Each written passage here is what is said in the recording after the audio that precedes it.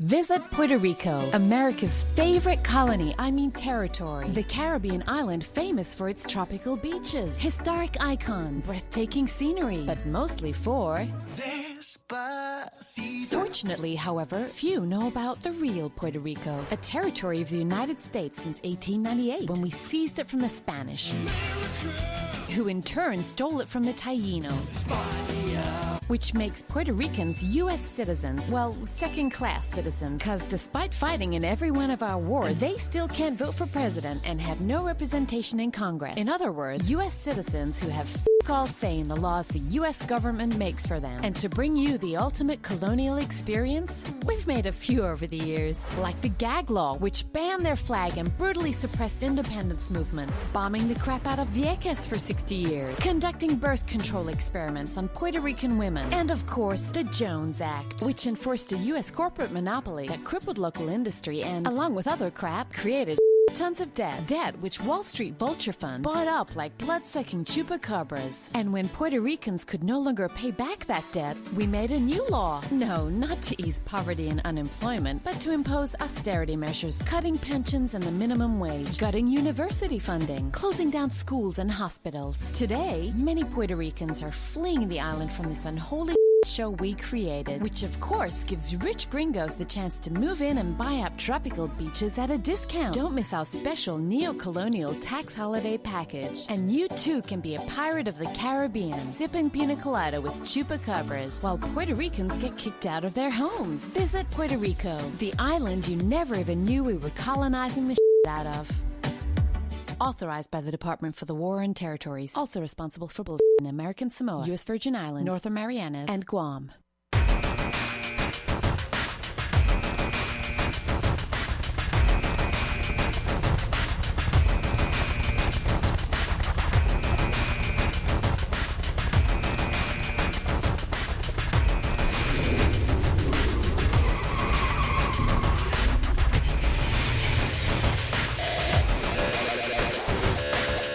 Sequence starts.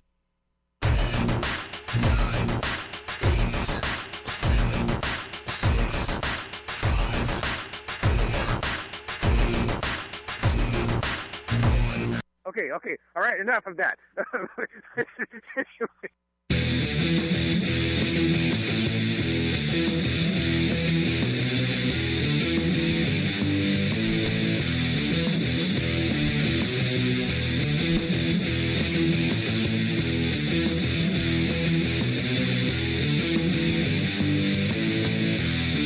Hello, everybody. Oh, welcome. You can tell my allergies are kicking up again. It's Matt Connarton Unleashed in the afternoon, and we are live on WMNH 95.3 FM, emanating from a bright, sunny, relatively warm downtown Manchester, New Hampshire. We're in that time of, we're in sort of that zone weather-wise where I leave to come do the show without any sort of jacket, no outerwear, just a shirt, well, and pants and everything else too, but I can't do the show without pants, as warm as it gets in here. Apparently it's an FCC regulation, but I may regret when I go to leave, when the sun goes down, I may regret not wearing a jacket. It's that type of thing. So anyway, we are live, WMNH 95.3 FM, also on Comcast 97 here in Manchester. We are streaming at WMNHradio.org. And, of course, we're on Facebook via Facebook Live in the Matt Connarton Unleashed Facebook page. Let's see. Hello to Heidi Hamer, who says, afternoon, Mr. Connarton. Or actually, she spelled it Connarton. Where's Johnny? Where's Johnny? I don't know. I assume you mean John Hopwood, and I'm deeply concerned. I did see him... He did do his television program last night, but that could have been a hologram. Hello to Tony Petrello in the Facebook live chat. Jenny is in there as well. She said she's home resting. Let's see. So we're supposed to have, hello to Wade Hall in the Facebook live chat. I think I saw Chris Rose's name as well. I know I've explained this before, but I've got two computers that I'm looking at with Facebook on them, and sometimes some of the names of the people who are watching, who are logged on, or in the Facebook live chat show up on one computer but not the other. So if I've missed you, I apologize. So it is Wednesday, April 17th, 2019. We are supposed to have a guest here, hip-hop artist Vibran. He is not here yet. Not to embarrass him, but he did say he would be here at 3:45 p.m. and, before the show. And he has not arrived, and I have not heard from him. I hope nothing has happened to him. Perhaps he's just trying to figure out the whole parking situation around here. Perhaps he thought that I'm in Manchester, Connecticut. I don't know. But so hopefully he'll arrive soon. And then we have some special guests coming in the second hour as well, who are also musicians. But I'm not going to announce who they are. We're going to let that be a surprise, because that's going to be really, really cool. And I'm very much looking forward to that. And that's not in any way to say that I'm not looking forward to speaking with Vibran, but I can't speak with him because he's not here yet. I don't know where he is. If you see him, send him my way. Hopefully I gave him the correct address. I'm always concerned in moments like this. It's like, did I screw up? Did I give him the wrong address? But no, pretty sure I gave him the correct one. So we shall see. But I haven't heard from the guy. So I don't know. Anyway, the number to call, 603-250-6007. If you would like to chime in on anything, 603-250-6007. I do have something pretty shocking to share with you, my friends. I'll tell you what, I did not see this coming. According to my favorite website, and hopefully yours, E.W. Jackson, who is he does a radio show apparently called The Awakening, and he's one of these right-wing pastors who they're into the end time stuff and all that, and they're a religious broadcaster. So he does this show called The Awakening, and a very shocking insight that he has revealed. According to E.W. Jackson, Pete Buttigieg, I think is how you say his name, Pete Buttigieg. He's the mayor who's one of the 197 candidates on the Democratic side running for president, and he is openly gay. And according to E.W. Jackson, Pete Buttigieg wants to turn America into a homocracy. My goodness, this is shocking. I had no idea. This must be that gay militant agenda that I've heard so much about, where they're trying to turn us all gay. I'm a little skeptical of that myself because I don't think it actually works that way. But let's hear E.W. Jackson out. I'll play the audio for you. I know some of you will be hesitant to take this seriously, and you might find yourself snickering at Pastor Jackson. You might think he's being a little bit ridiculous, and he probably is. I think Pete Buttigieg, however you say his name, I can't get used to his name. It's a weird name. There's too many vowels and not enough consonants. But I think he just wants to be president. I don't think he has any sort of agenda beyond that. But apparently, you just never know. So let's hear him out. We're gonna listen to a little bit of this of E.W. Jackson speaking on the matter, in the manner that he speaks on the matter. It doesn't matter if I say manner or matter. And as I always say, as is kind of the unofficial policy of the show, let's listen to him speak, not only with open minds, but with open hearts as well. Maybe he's figured something out, the rest of us have not. So here is E.W. Jackson speaking about openly gay mayor of, is it South Bend, Indiana? I think it's South Bend, and a presidential candidate, Pete Buttigieg. His campaign, one of the things he did to, I guess, commemorate the announcement, Pete Buttigieg, or whatever it is, was to kiss his husband on stage. Yes. That is shocking. Big old smack in the mouth. Is that what you call it? He smacked. He smacked. Wait a minute. Hold on. And Hold on a second. One man smacking another man in the mouth is an act of violence, not affection. E.W. Jackson. Are you sure Pete Buttigieg is even gay? Sounds to me like he's a very It sounds to me. I mean, if he just goes and smacks another man in the mouth like that, I mean, that sounds to me like a case of toxic masculinity. You can't just go around smacking people in the mouth. I mean, yeah, I understand that might happen at the bar if you've had one too many and you're feeling a little surly, or perhaps in a mosh pit.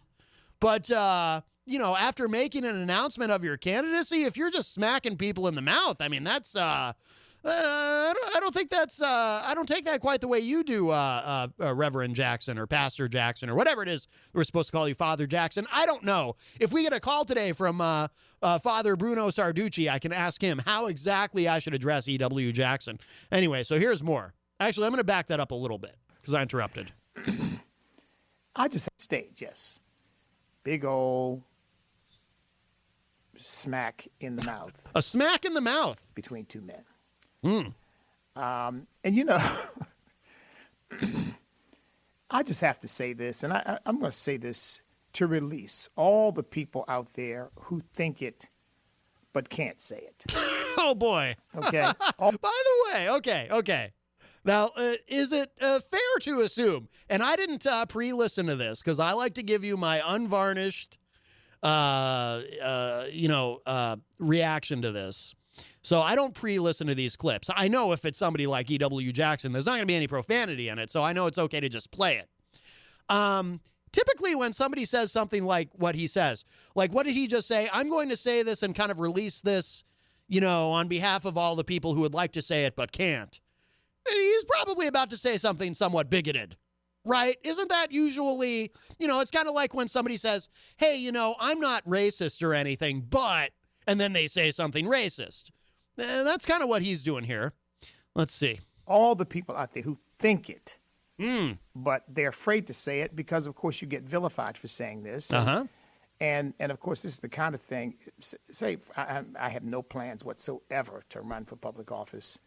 Bummer. You leftists out there can calm down. That's too bad. Because they are afraid somehow I might run for something and maybe one day win. But no, I want to keep doing what I'm doing. Well, Trump won, so who knows? For the foreseeable future, unless and until the Lord tells me to do something else. Because I missed my time on radio when I was away running. I missed that time, and I am really glad to be back, and I want to stay here. Glad to have you, EW. And keep doing this. And by the way, it's a lot more fun. I'll tell you something, folks. Running for office is not fun. This is a lot more fun. I enjoy this a lot more. He is this is a long way to drive. He is really taking his time getting to the point. He's kind of like, I'm about to say something really bigoted, but I'm going to really drag it out before I actually say it. No. But let me say this, because it is needed finally to release all those who want to say it but cannot. Right. Okay. A normal man is disgusted by the idea of two men kissing each other in the mouth. A normal man is disgusted by that. Well, hang on a second. What does that have to do with Pete Buttigieg smacking somebody? I don't understand.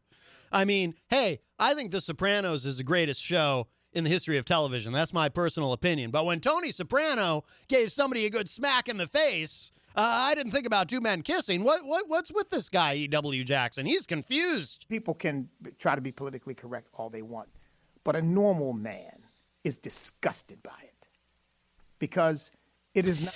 Actually, I think a normal man who is confident in himself and his masculinity, not toxic masculinity, but just plain good old heterosexual masculinity, is not bothered by it. Because if you're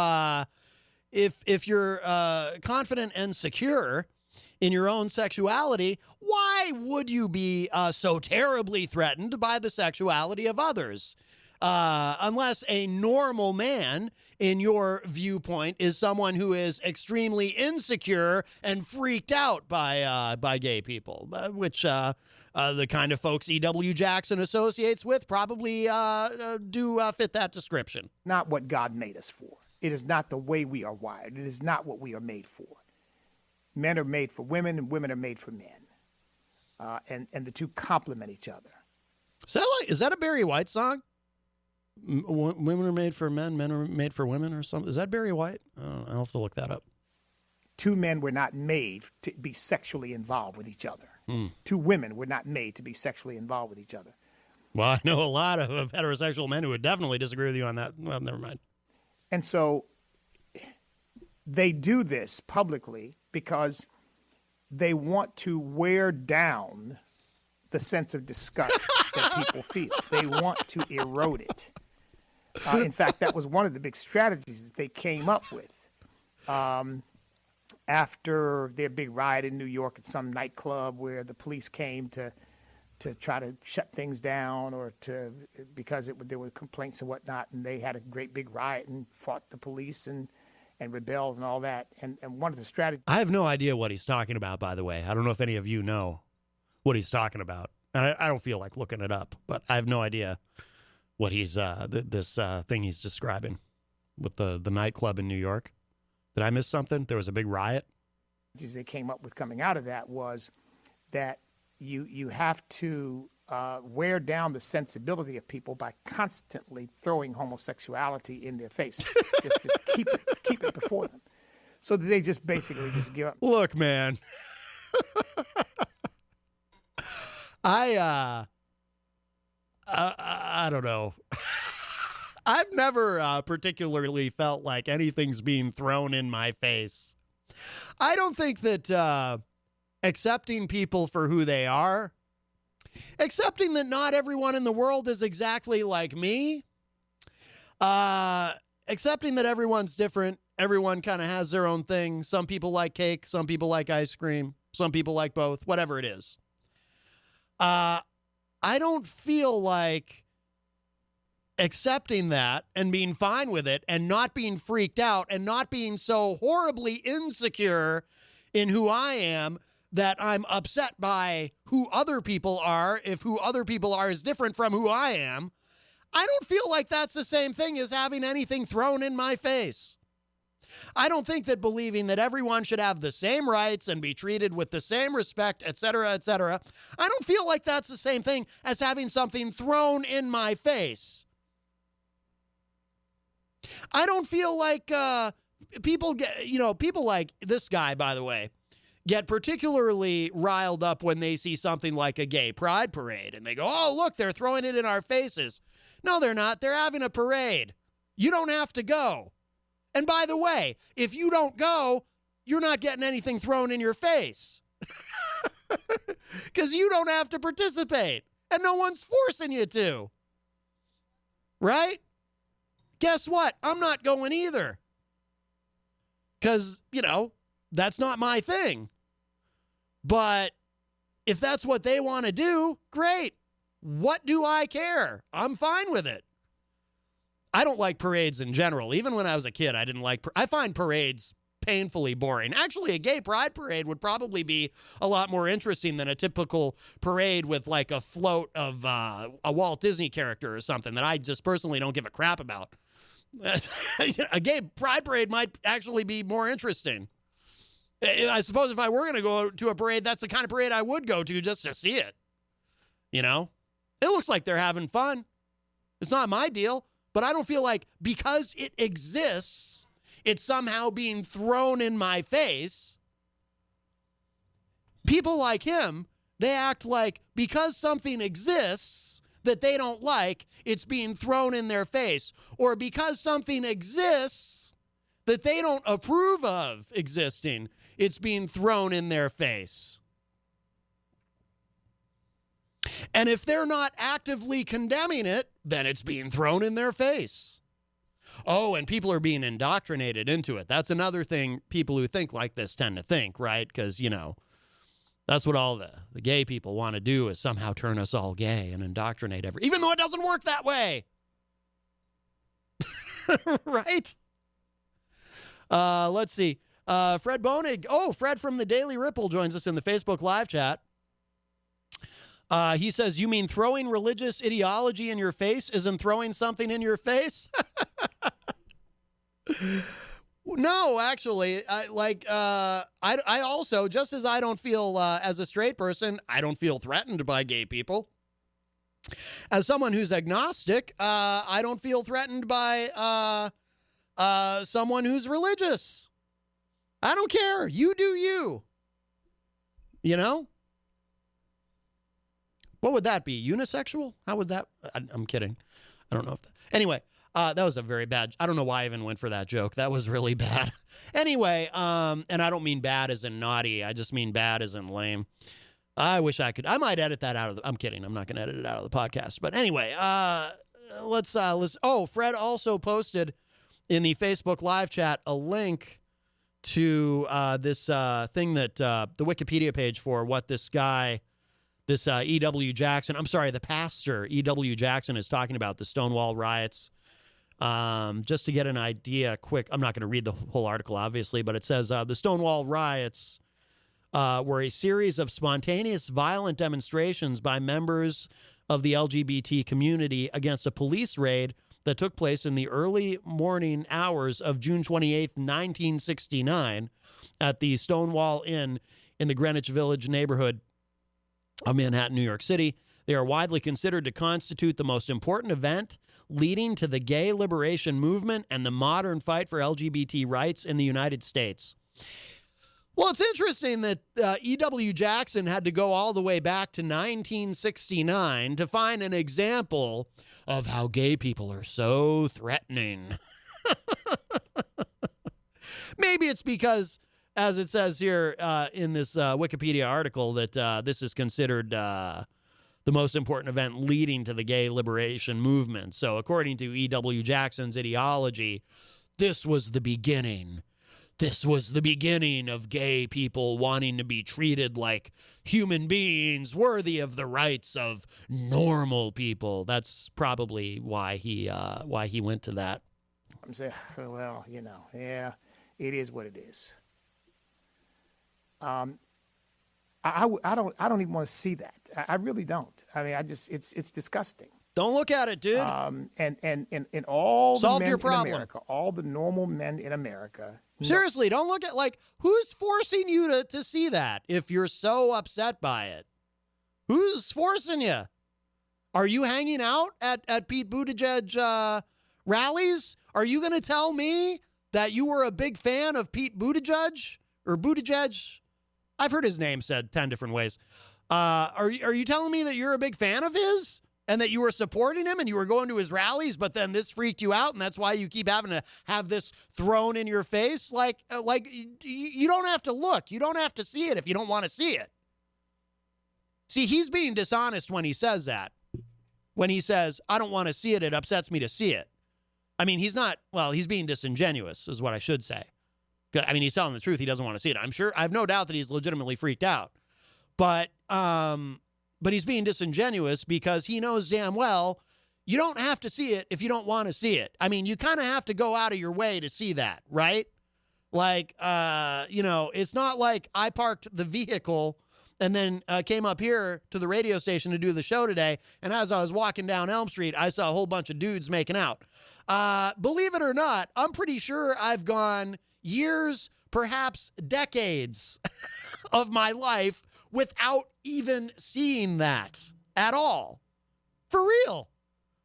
Don't know how I've done it, but somehow I've managed to not see that.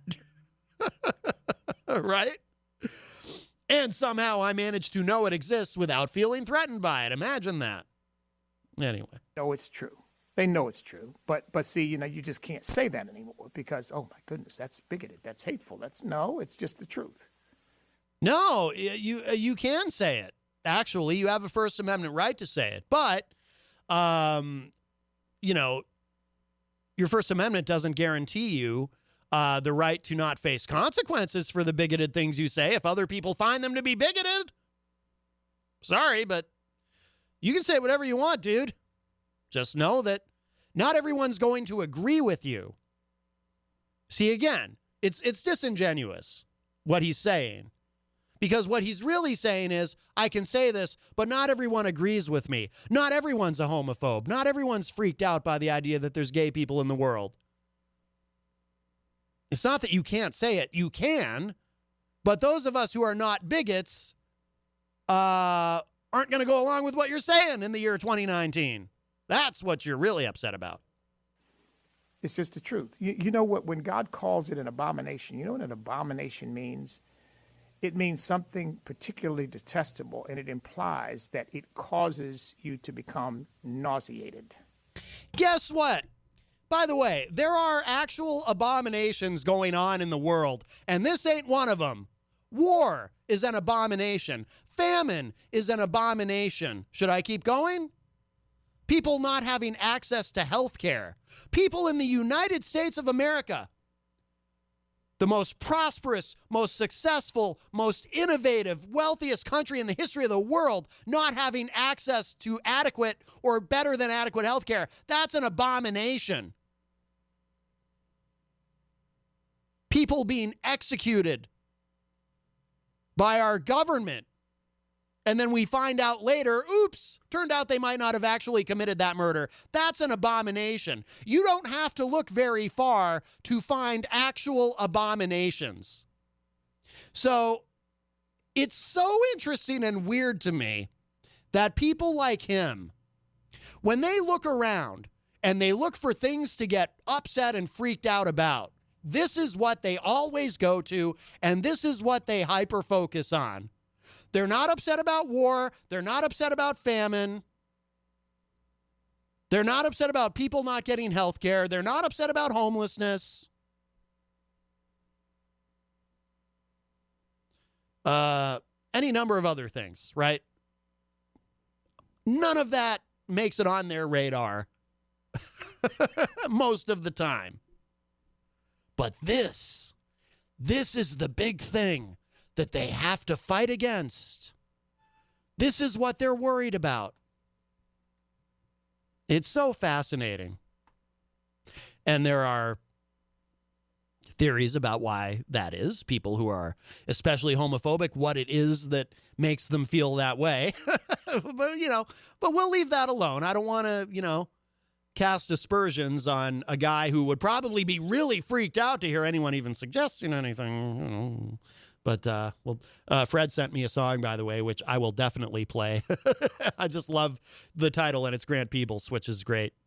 Is it Peebles or Peoples? I always say his name wrong, don't I? It's Peoples, but for some reason I say Peebles. I don't know. Maybe it's because it's kind of fun to say Peebles. Anyway, but I will play that. Thank you, Fred. That looks like something we would all enjoy. But let's listen to the... Yes, there is more of this. That's what it means. Like God says, because you're neither hot nor cold, I will spew you from my mouth. It's that kind of image. It's Ew. the image that says... That sounds gross. And of course, we know God is not getting sick at the stomach, but it's an anthropomorphizing of God's feelings about it, God's convictions about it, God's principles about it. And he says it is abominable. It is particularly detestable. The sad thing is, folks, we're going to see more and more of it because they've figured out that the strategy works. When you've got that going, and then you've got the mainstream media that will lambaste, ridicule, vilify, seek to destroy anybody who does what I'm doing right now, who just speaks out and says, well, look, we know, but this is the truth. This is how normal people feel. And they are basically forced to suppress those feelings because of the gay mafia and the degree to which they will try to destroy anybody who won't go along, anybody who won't say yes. The gay mafia, wow. Yes, I've heard of that too. Oh, Fred, in regarding, when I was talking about people who are super homophobic, and there's actually been studies done about that, by the way, what really drives them and the way they think. Fred says, quote, "Methinks the lady doth protest too much." Ooh, a little Shakespeare to class up the show, too. That's good. By the way, hello to Bill Muckler, who joins us in the Facebook live chat, who says, "Hey, Matt." That's actually the end of the E.W. Jackson clip, so I think we'll go ahead and play this song. I think my first guest, who was supposed to be on the show today, blew me off. But that's okay, because we have other guests coming later in the show, and I'm not going to say, and they will not blow me off. I'm fairly certain of it, but I'm not going to say who they are, just in case they do blow me. No, I'm actually not worried about them blowing me off, but they are going to be a lot of fun, and I just kind of want it to be a surprise. But they are also musicians, and well, you'll understand when they get here. All right, I'm going to go ahead and play this song from it is Grant Peoples, not Peebles. Fred clarified that in the Facebook live chat. It's Peoples. I don't know why I say Peebles. Maybe I knew somebody earlier in my life with the last name Peebles, and that's why maybe I knew a Grant Peebles, and that's why I say Peebles instead of Peoples. I don't know, but this is Grant Peoples. Let's give this a listen. Well, the gay and lesbian sons and daughters of the Southern Confederacy, where they built a float and then they entered it in our 4th of July parade. There were ladies wearing leather and men wearing lace and others wearing pink leotard, and with a swish and a swagger they come strutting down the street, waving the stars and bars. Yeah, you gay and lesbian sons and daughters, the Southern Confederacy.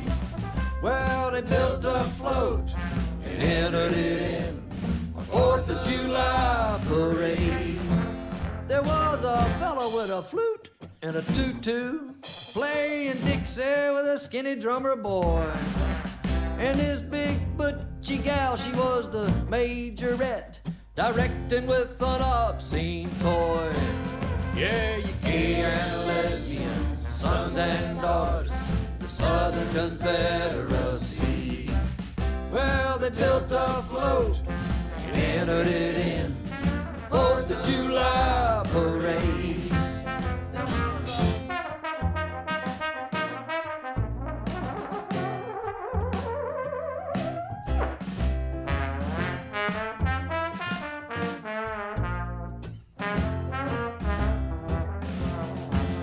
Well, the float had a poster of old Stonewall Jackson and another of Truman Capote.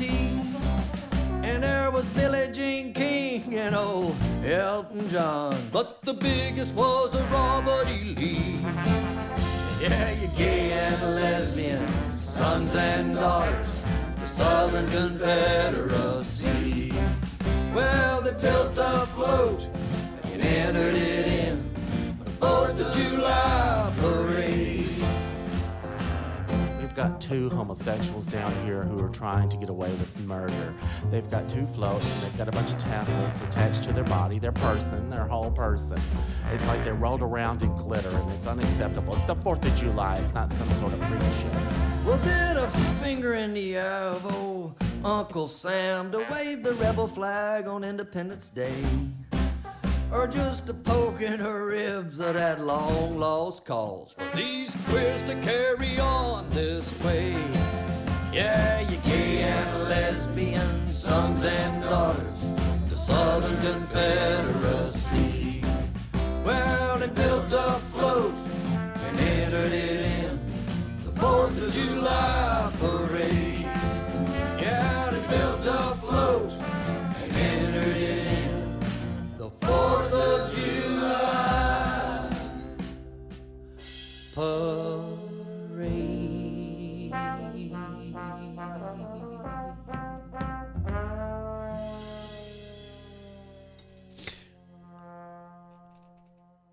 Oh, I love it. That is Grant Peoples. That is awesome. Thank you so much, Fred. Fred always sends great stuff for the show. Fred Bonig from the Daily Ripple. And hello to Dr. Jeff Cassell, who joins us in the Facebook live chat, as well as Kevin Morrissey. Hello, Kevin. Let's see. So I did just get an email from our first guest on the show, Vibrant, apologizing. He said he tried to email me earlier, but it must not have gone through, which is possible. You know, the email will fail us on occasion. I'll take him at his word, I guess. No, but he said he's not feeling well. He's under the weather. So I told him, which, I mean, if that's the case, I'd rather he not come in anyway. Don't want to get me sick. It's all about me. So anyway, I told him, I said, no worries. Let me know when you feel better and we'll reschedule. But we do have other guests coming. And we have a call. Hi, welcome to Matt Connarton Unleashed. Who's this? Hello? It's the Phantom. You know what happens? It's, people, they call, right? And they get a little shy. They're like, oh my goodness, this is, I'm live on the air. Anyway, we're going to try again. Hi, welcome. You're on the air. Hey, Matt. How are you today? Oh, hey. I know that voice. How are you? Are you looking for John Hopwood? Wow. I could always use a little more Hopwood in my life, but that's not the specific reason for my call today, no. Oh, okay. I thought maybe because there's actually some people here working on a documentary called "Searching for Hopwood." I don't know if you were aware of that, but why are you calling? I'm not aware of it because it's a silly joke he just made up. But I'm calling because I'm curious about that. That song was interesting to me. I couldn't quite tell if it was pro gay or anti-gay. It was kind of interesting. Right. How do you take it? Well, I don't take it either way. I take it as, because I don't think of it as pro or, well, certainly not, it clearly isn't anti-gay, but I don't think of it as pro-gay. I think of it more as just pro-acceptance. You know what I mean? Gotcha. Yeah, absolutely. So you're pro-gay marriage. You're a good guy, right? I always say I was pro-marriage equality before it was cool to be pro-marriage equality. Oh, that's cool. Well, that's why we love you, Matt. Sometimes we call some of these shows and some of these guys are real homophobic, and we got to bring out our friend the Fat Master who likes to batch off to him. But there's no need for that with you. You're a good fella. I try to be. I try to be the best fella I can be.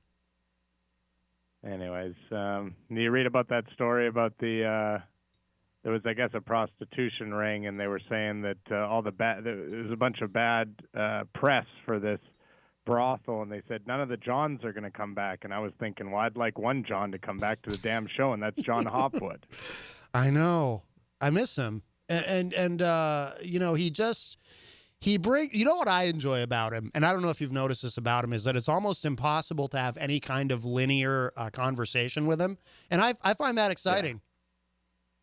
Yeah, he's an interesting character. Is there any thoughts of when he will be returning? I was listening to your show yesterday, and I guess there was some people calling in trying to figure out if he was going to be coming back as well. I don't think I'm the only one. No, it was fascinating. We had Han Jopwood called in looking for him, and then we had a woman named Jen Hopwood who claimed that she's not related. It's odd, though, in both the case of Han and Jen, they kind of hinted that they knew where he was or something, because they were saying something about his phone, like they had his phone, and saying that John was just waiting for my call, almost as though they had kidnapped him or something. It was very strange. And then I think someone else did call, and we had someone, I think his name was Perry M. Durant, in the Facebook live chat, was looking for Hopwood. It was amazing. Get him back on, Matt. Give the people what they want. I do. I want to. He's a good fella, too. You know it. All right. Well, thanks for taking my call, Matt. You're a good egg. We support you in the Hopwood battles of 2019. Have a good day. Thank you, sir. Thank you. Bye-bye.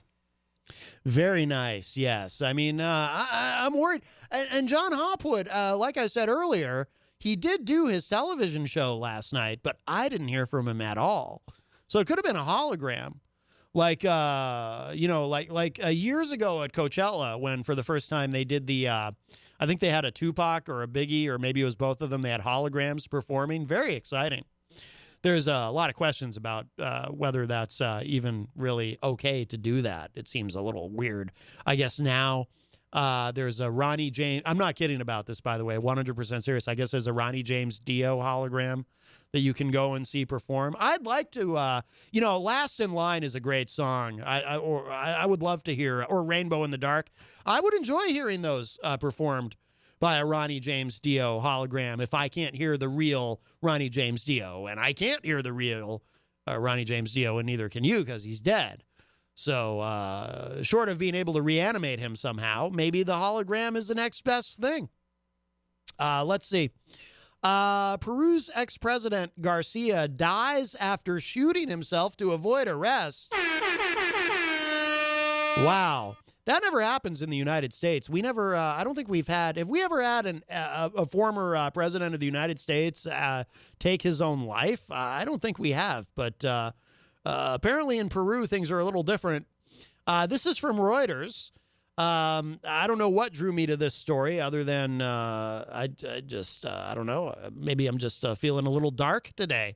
You know what has me feeling a little dark? It's the lack of John Hopwood. It says here, Dateline Lima, Peru.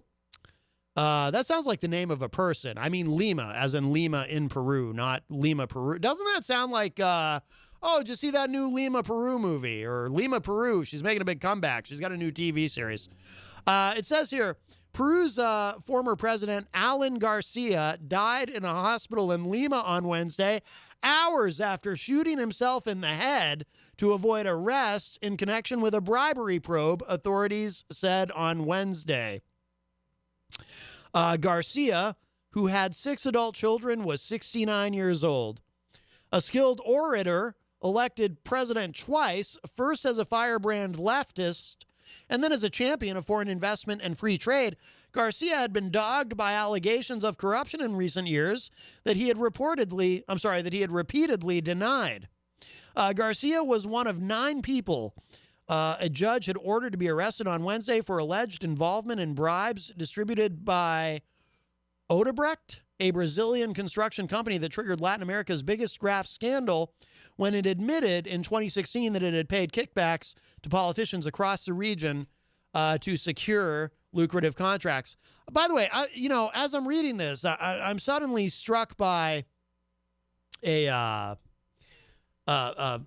fear, a concern that as I feel a cold chill in the room, we talked about John McCain on the show, and I ended up inadvertently, and I ended up making him my official co-host. I had summoned, conjured, if you will, the ghost of John McCain, who now John McCain. Now he won't leave. I hope I'm not, by reading this story, I'm not inadvertently conjuring the ghost of Alan Garcia.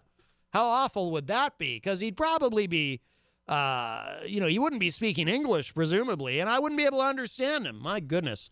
Garcia was one of 9 people. Oh, I read that already. See, I'm distracted by worries about summoning yet another ghost here in the studio. Fred says in the Facebook live chat, you said orator and 69. This show is getting weird. No, Fred. You've got this confused with another program. You're thinking of Matt Connarton Unsheathed, which is a very different show. It's only available on the dark web, and I'm legally prohibited from telling you how to find it, but that is not available here on WMNH. While 3 former presidents in Peru have also been ordered to jail in connection with 3 former presidents in Peru. Wow. It's like Illinois here in the United States. We have a history of sending former governors of Illinois to prison. There's Rod Blagojevich, who might be out now. Is he out now, Blagojevich? There was another guy whose name escapes me. I wish I could remember his name because he did something in Illinois that I really liked. He suspended the death penalty, and he was a Republican who had been pro-death penalty. He made a lot of people mad, but he did the right thing, which I thought was really cool at the time because I'm hugely anti-death penalty, but now I can't remember the guy's name. Maybe I formed a mental block because the same guy who I considered a hero winded up disappointing me and all the Illinoisans by being corrupt and getting tried and convicted and going to prison. And I think he's still in. Anyway, and I think there's at least one other former governor of Illinois. That's if you're looking at a list of states, and you probably assumed this already, just based on me talking about these former governors going to prison. If you look at a list of states where there's a lot of corruption, like what are the most corrupt states in the U.S., you're going to find Illinois pretty high on the list, if you couldn't already glean that from what I was saying. Okay, so, quote, others might sell out, not me, Garcia said in some of his last broadcast comments on Tuesday, repeating a phrase he had used frequently as his political foes became ensnared in the Odebrecht investigation. Obrecht, I'm thinking of Dr. Obrecht from General Hospital. And if you're wondering how I would even know the character Dr. Obrecht from General Hospital, yes, I am embarrassed and ashamed, in case you're wondering. Members of his once powerful APRA party announced his death to crowds gathered outside of Hospital Casimiro Ulo, I don't know why I'm even attempting to pronounce that, where he suffered 3 cardiac arrests and underwent emergency surgery. APRA never dies, his supporters chanted to news cameras as police in riot gear stood by. Okay. Vizcarra's government ordered flags to be flown at half-mast. Quote, I'm dismayed by the death of former President Alan Garcia, Vizcarra said on Twitter. I send my condolences to his family and loved ones.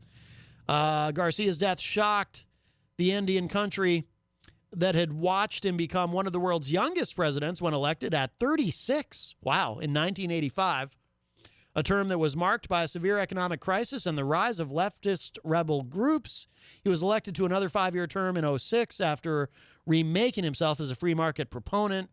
And then it gets into some other stuff I don't really care that much about. Okay, but Fred did share in the Facebook live chat, although it's coming up on one computer and not the other, so it doesn't look like I can actually get to it.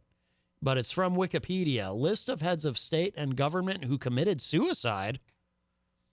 I can't get to it on this computer, Fred, but I want to see that because I'm genuinely curious. And why am I so curious? And what does that say about me? Probably nothing positive. I'm very morbid to be fascinated by this. But you know what? I'm going to go ahead. I bet I can get to it really quick. Please bear with me. List of heads of state and government who committed. Google doesn't autofill this. This isn't something people just look up all the time. Who committed suicide. Okay, Google search, and hopefully that Wikipedia page will show up. And why is this not doing anything? Okay, here we go. Okay, I was able to get to the article. Oh my goodness, this is really common. No, I'm not kidding. Like, this is a huge list. Apparently, it's all the rage around the world. Heads of state hanging or shooting themselves or jumping off buildings. But I don't see the United States here anywhere. So apparently in America, we must be doing something right because there are no former American presidents who killed themselves. But China, I see on here multiple times. My goodness. Georgia, not the state, obviously, but the country. This is all countries. Wow. Germany, I see a couple times. This is remarkable. Well, apparently it's, well, I'll tell you what. If you're thinking about running for, if you're one of our international listeners online, and if you're thinking about running for president of your government, maybe you shouldn't. Because you might decide to kill yourself. So there you go. Consider this a teachable moment, if you will. All right. What else have we got here? I'm kind of doing this a little bit on the fly because I thought I was going to have a guest, and the guest is apparently sick, but that's okay. Let's see. The Trump administration has announced new restrictions on travel to Cuba. Remember Obama tried to normalize things with Cuba, and then we elected Trump and said, oh, anything Obama did is garbage. I'm just going to undo all of it. And then all the Trump supporters said, yay! You remember when that happened? Well, that's still happening. It's an ongoing process, my friends. It says here, this is from thehill.com. The Trump administration is imposing new restrictions on travel to Cuba. National Security Advisor John Bolton said Wednesday through his mustache, Steve. I don't know if we haven't discussed this lately on the show, but I have a long-standing theory that John Bolton is actually some peace-loving, granola-crunching, tree-hugging hippie, and that it's actually his mustache. His mustache is secretly controlling the actions and deeds and words and foreign policy tendencies of John Bolton, and that it's Steve who is actually in control. And the way that I deduced that part was that there was a story a few months ago about how apparently Trump keeps calling John Bolton Steve instead of John, and I think it's because Trump, because he is a stable genius, he was able to figure out that it's actually Steve. Steve is the name of John Bolton's mustache, and it's actually the mustache that is in control. Because, and what probably happened is at some point during John Bolton's life, he was probably, maybe he was at Woodstock or something, you know, being a hippie or something, right? And peace and love and all that. And then this mustache, and who knows where the mustache came from, but the mustache saw him, needed a face to attach itself to in order to survive, and probably just leapt onto John Bolton's face and permanently affixed it to John Bolton's face, and now he can't get rid of it even if he wanted to. Like, he's probably tried to shave it off or something at some point. Just like, oh, I got to get rid of this Steve. It's ruining my life. Everyone hates me. They think I'm some crazy guy who wants to invade everybody and blow up the entire world. I got to get rid of this. And then it turned out he can't, because he goes to try to shave it, and it's extremely painful because now Steve and John have been fused together, and now that mustache is a permanent part of John Bolton's face. You can't trim it. You can't even go near it. If you do, like poison shoots out of the whiskers or something, and it'll defend itself, because no one, including John Bolton himself, is getting rid of that mustache. That's my theory. Now, some of you might, I realize not all of you will subscribe to that. That's my theory. I could be wrong. But I mean, it's not unreasonable, is it? Okay, so here's what Bolton's mustache said at a speech in Miami to the Bay of Pigs Veterans Group on the 58th anniversary of the failed CIA-orchestrated invasion of the island in 1961. He said, quote, "The Department of the Treasury will implement further regulatory changes to restrict non-family travel to Cuba. These new measures will help steer Americans' dollars away from the Cuban regime," unquote. By the way, score one for protectionism. Remember, the Republican Party for a very long time was the party of free trade. But then Daddy came along, and by Daddy I mean Trump, and said, nope, we're not the party of free trade anymore. And then Republicans everywhere said, oh, okay. Because whatever Trump says, that's just how it is now. So, you know, after decades and decades of being free traders and supporting things like TPP and all that, it's like Trump says, nope, we're protectionists now. And then the entire Republican Party says, you got it. We're with you, bro. I don't know why that happens, but that's just it's his party now. Bolton also announced new limits on the amount of money Cuban Americans can send to relatives on the island at $1,000 per person.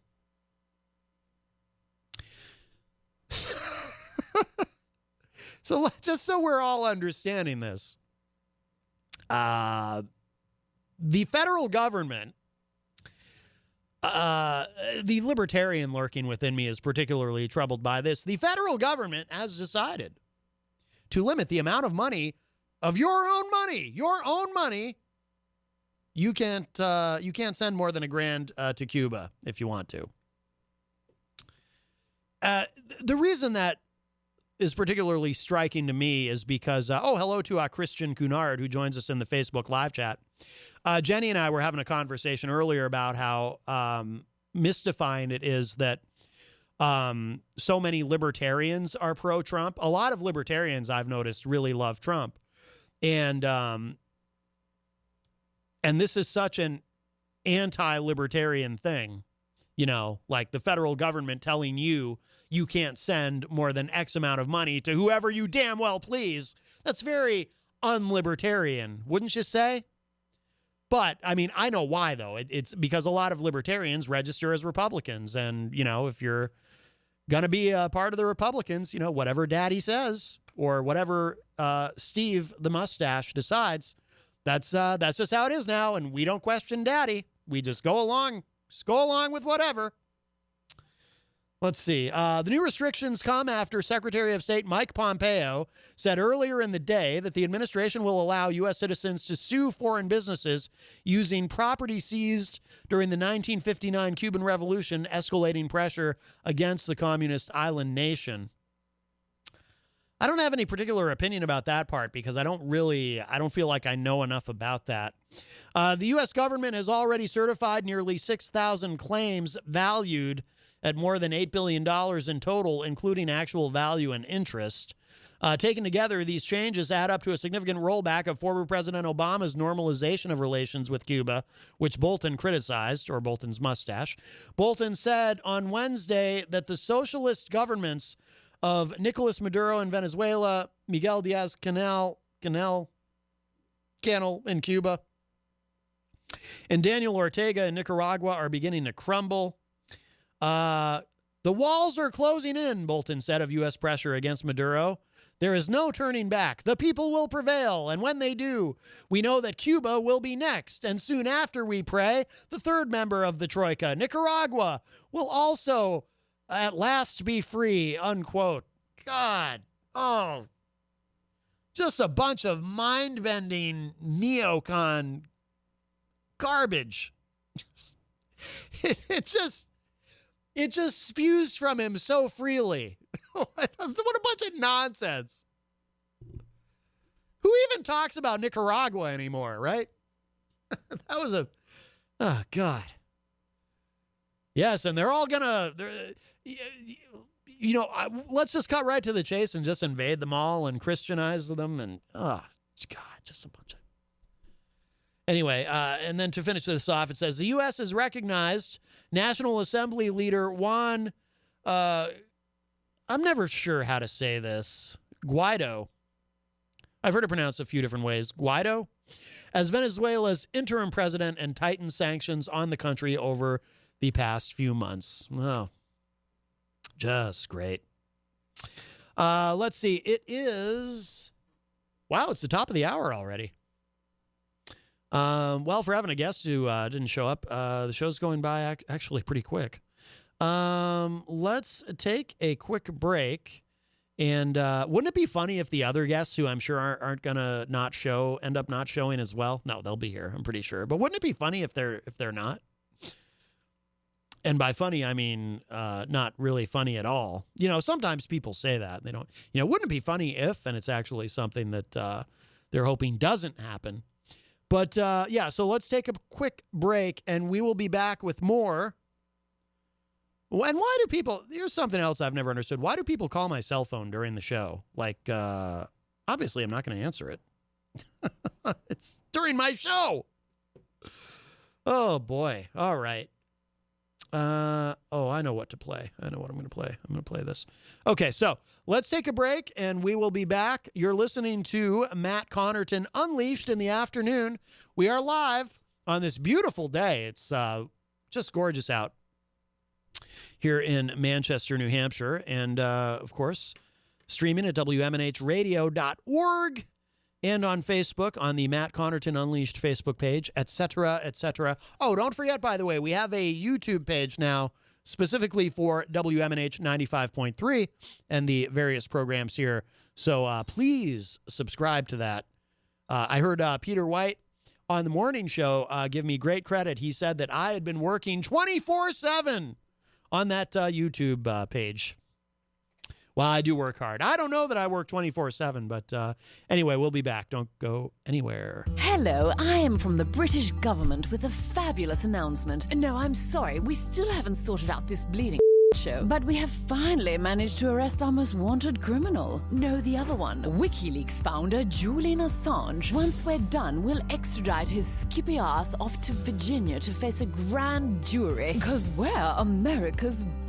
Yeah, baby. We'd like to thank all who aided us in this operation, especially the Ecuadorian government. Hola, I'm from the Ecuadorian government, and I'm here to confirm that our new president is America's too. That is why he agreed to cancel Harry Hacker's political asylum and let pigs enter our embassy to arrest him. ¿Será que nos pueden dar nuestro crédito el FMI ahora, por favor? Hello, I'm from the Australian government. Since Mr. Assange is our citizen, we feel compelled to state in the strongest possible terms that we're America's too. That's why both of these bung stains will leave him up creek without a paddle. After all, we're the same holes who are prosecuting whistleblowers and banning encryption to make it harder for journalists to expose our Hello, I'm from the US government. We're grateful to all our for handing over Julian Assange, who is wanted on charges of making us look like war criminals, which of course we are. We have indicted the accused for the crime of helping his source to anonymously access documents in the public interest, otherwise known as good journalism. Journalists, of course, are not supposed to be good. They're meant to be week on questioning stenographers who publish what we tolerate. By extraditing a foreign journalist, we hope to send a clear warning to all journalists not to mess with our shit. We ask all of you to cooperate with us in setting this dangerous precedent by focusing on how the accused is a bit of an asshole instead of our attempt to destroy your press freedom. American Empire. Authorized by the United States of America.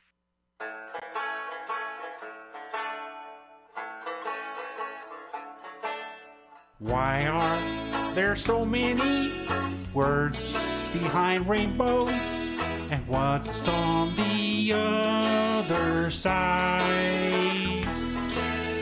Rainbow redactions, obscuring collusion. Rainbows have plenty to hide. What we've been told, we should all just believe it. But I know they're wrong, wait and see.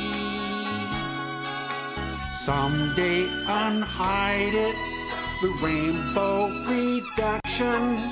That Trump is a crook, you'll just see.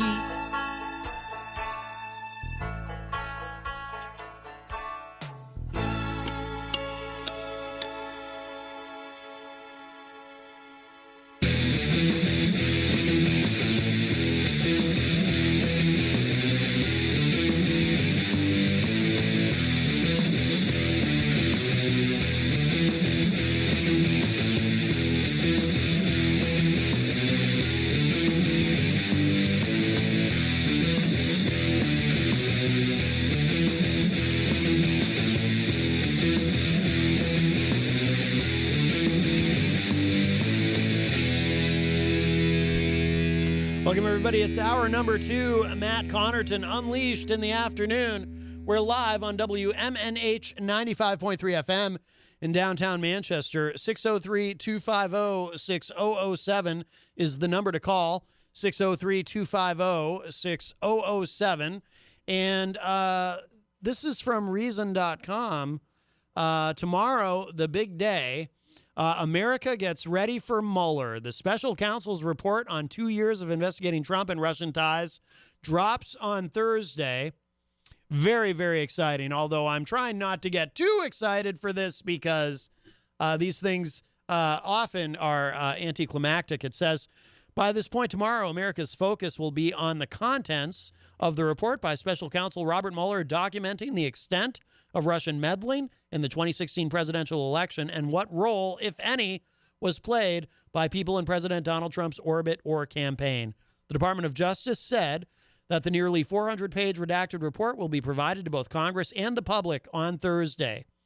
Attorney General William Barr has already previewed some of the contents, telling the public that Mueller's investigation did not find collusion or coordination between people on Trump's side and Russian nationals accused of hacking into the Democratic leadership's emails and publicly releasing them. Mueller also said the report does not find Trump colluded or coordinated the Russian nationals accused of running secret social media campaigns and attempting to hack into voting systems. Furthermore, while Mueller didn't come to a determination as to whether Trump had attempted to obstruct the investigation, Barr said the Justice Department concluded there wasn't enough evidence for criminal charges. Nevertheless, Barr's 4-page summary was never going to put this thing to bed. Americans want to see the full report and have a right to, which I absolutely 100% agree with. some thoughts in advance about what to expect from the report.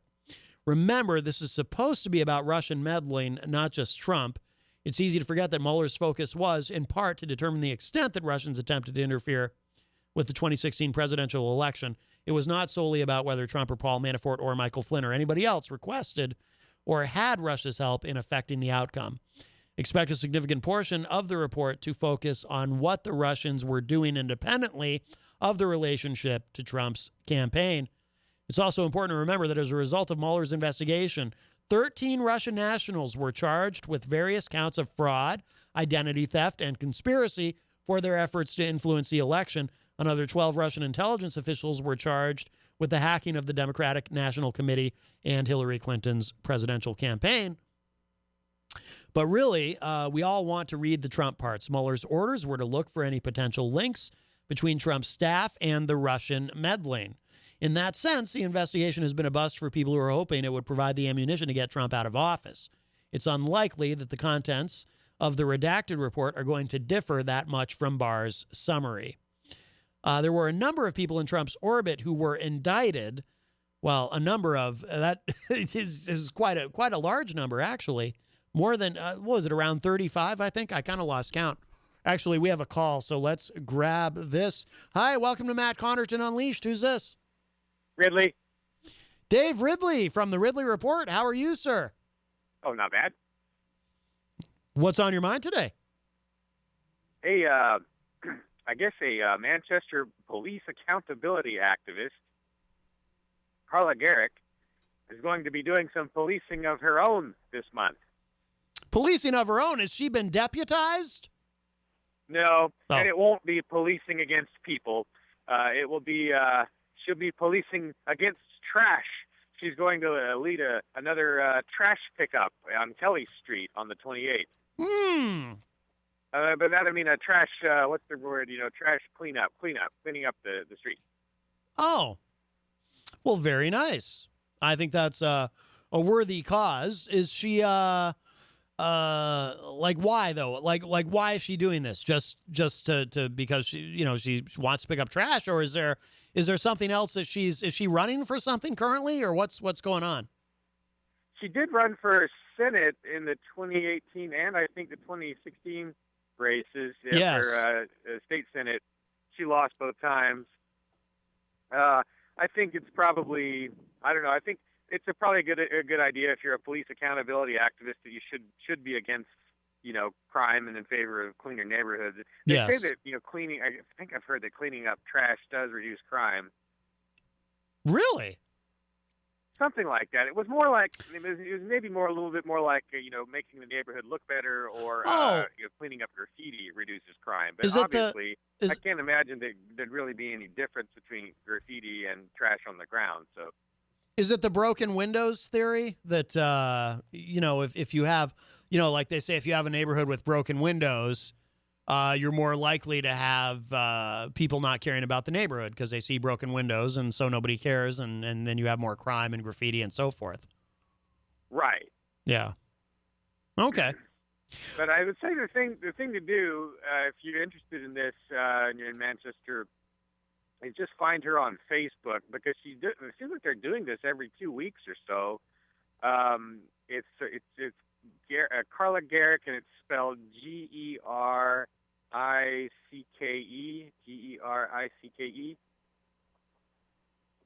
Yes. No, I think that's great. I think that's a very worthy thing to do. Yeah. Anything else, Dave? That is all. Wow, that's quick and efficient. Do you want to say hi to virtual Dave Ridley while you're here? I'm here. Of course, I love virtual Dave Ridley. No, I don't. Okay. Well, I'm not consistent, am I? I guess not. No, very. No one seems to be very excited. Very conflicted, I suppose. Well, Dave, please give the Ridley Report a plug. I always plug the Ridley Report. I've done that too many times, and so instead I will plug nhliberty.org. Okay. All right, enough of that.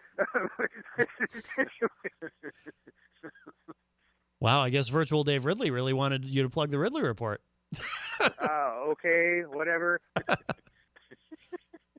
All right, Dave. Well, thank you so much for the call, my friend. Always appreciate it. All right, thanks, Matt. All right, bye-bye. Bye. All right, that was the human Dave Ridley, of course, not to be confused with the virtual Dave Ridley, although they sound very much alike. You know, it has not escaped me that it's almost 5:15. Could it be that my other guests actually aren't showing up either? Oh, no. Wow. Have I been shunned? Oh, terrible. I feel scorned. All right, getting back to this from Reason.com about the Mueller report dropping tomorrow.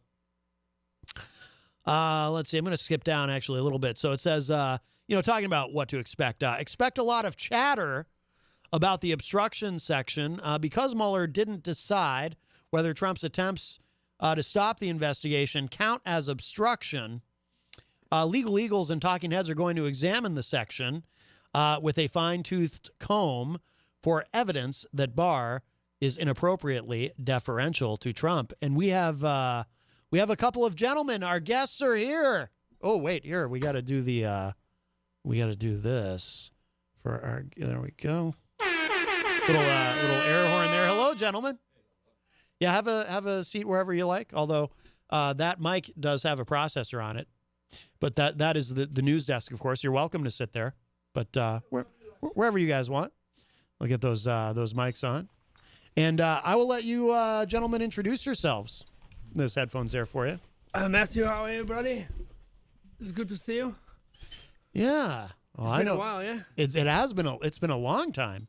But maybe a decade or so. But I brought my close friend, Mr. Ape the Grim. Yes. Hello. Hello, gentlemen. Hello, Matt. Hello. Nice to see you. And you should introduce yourself. You look like you kind of look like Liam Gallagher, but you are in fact not. No, I'm Luxembourg royalty, as you know. But I came in. Ape he did not want me to wear typical regalia, so yes, he wanted me to street it up a little bit. So you introduce yourself. I'll introduce mine. Yeah, so Prince Dutch Von Edgecliff the Rothschild, House Hart from Luxembourg. Yes. My name is Ape the Grim, representing 603 Trap Jaw affiliates. Wonderful, Yeah, wonderful. yes. Now, Ape, I don't think I've ever interviewed you. Okay. But at least I don't think I have I? We've met before, but I've never been on the show, and I've just been meaning to get up here, and here it is. Yes, it's wonderful to have you here. And of course, you, sir, I interviewed, it wasn't really 10 years ago, was it? Yes, I want to say around 2011, something like this. Oh, so about 8 years ago. 7 or 8 years ago. They don't pay me for math. With Airtight. I know that's when you guys did that record, was like 09 or 10. Wow. Something around there, yes. It's a classic, yes. So it's it's wonderful. Now, have you gentlemen recorded together? Almost. We've come together on a couple of projects. We're trying to agree on a couple of beats. We're trying to align the rhythms, see what we can come up with. Right. Things to come, absolutely. Very good. Very Zal good. Brunis is persuading him, if you know what I mean. To got to get the right joint. Man. Got to get a record that's gonna speak to both. Yeah. Very nice. Philosophy is different with women. Our philosophy is a little bit different with women. He's more what do they call yourself? A gentleman, I think. Not me. But well, you're not a gentleman. Well, in Luxembourg, I'm the gentleman. Right. Yes. Of course. Yes. Yeah. Wow. All right. Well, we have some tracks, and Ape, you sent me some stuff earlier. Yeah. I will let you. Oh, Jenny is in the Facebook live chat. She says, "OMG, I love it." Paul, I don't know if this is someone you gentlemen know, and I don't know how to say his last name. Paul Ionescu. What's up, Paul? Yep. You know him? He says, "Greetings from Romania." Ah, it's good. Yeah, Romania. How are you? Wow, very nice. There. Truly international. Well, what's so I downloaded all these. What do you? I'll let you decide. What would you like to play? Well, I gave you. Why don't you play a song called "You Decide"? You Decide. Okay. That's Grimfluence is actually that's just dropped this week. Ape the Grim and Bug Out from the group Granite State. It's one of my homies, one of my brothers. Yeah. We've been doing this music thing since the mid-'90s together with, the Trap Jaw affiliates, the whole team, New Hampshire. This song is very special. It's number 2 on the Grimfluence tape. It's like a best of Ape and Bug Out mixtape by DJ Myth that we released this week. And we're going to do a show this Sunday night on Easter Sunday at the Shaskeen on Rap Night. Oh, very nice. With my man Myth and some of the Trap Jaw homies. And cool. We're going to put it down on Easter Sunday. So come through and celebrate. If you like the song, please hit us up on the message board. Yeah. My man B-Tooth made the beat right here in Manchester. And this is on, because I'd found it on Bandcamp. It's on that compilation. Grimfluence. And does that encapsulate your entire career? Because I think it says like... No, everything the Bug Out and I have done. The Bug Out and you have done. I mean, there's more joints we did through the years, but we took 20 of the, what speaks to what we're both trying to do right now. So gotcha. I'm going to release probably 3 projects this year. Okay. And he's doing the same. So it's like this will kind of kick off what we're both trying to do. Right. And we'll support each other as we have been, just to kind of reignite what the scene, the Trap Jaw affiliates vibe, the culture of hip-hop perfection that we have right here in New Hampshire. Okay. Those Luxembourgians, or whatever you call them, are very clumsy. He's very proud. You ever notice? Yes. Luxembourgish. Luxembourgish, yes. Yeah. But you can address me as just royalty. It's fine. Yes. All right. All right, so let's give this a listen. This is You Decide. This is Ape the Grim and Bug Out. Anybody else on this track with you? And produced by B-Tooth right here in Manchester. B-Tooth. Oh, very good. Okay. Nope. We'll give this a listen, and then we'll come back and chat some more. B-Tooth. Grimfluence. My man Ape, what up? Yeah, let's go. Money coming in, stacking to the ceiling. No better feeling than paying cash. No big borrow stealing. It's so appealing but so elusive. Get it, then we lose it. Ish. The hardest working ain't the highest paid. Get used to it. I know it sound ludicrous, but it's a fact. We're killing off the middle class, and government ain't really trying to get it back. Now how should I act to seeing people turn to nihilists? Hippies turn to violence. Corpus playing the violin. To try again. Studying the form of alchemy till I'm on my way to Valhalla, getting ushered by Valkyries. What the fuck's reality? A chance to heal your ancestors. Trying to build a tribe with rap night down in Manchester. Everything's a damn stress. I gotta learn to live above it. I'm shoveling it till I clear a path and run for it. Cause fuck it, it's now or never. You could get the 4th letter. Cause if you got it, you got it. So what the fuck's a go-get? At the end of our lives, all we ask is, did I live? Did I love? Did I matter what I give? We present it with an option. Every day we wake up. Either you live fully engaged or you selfish as fuck, so you decide.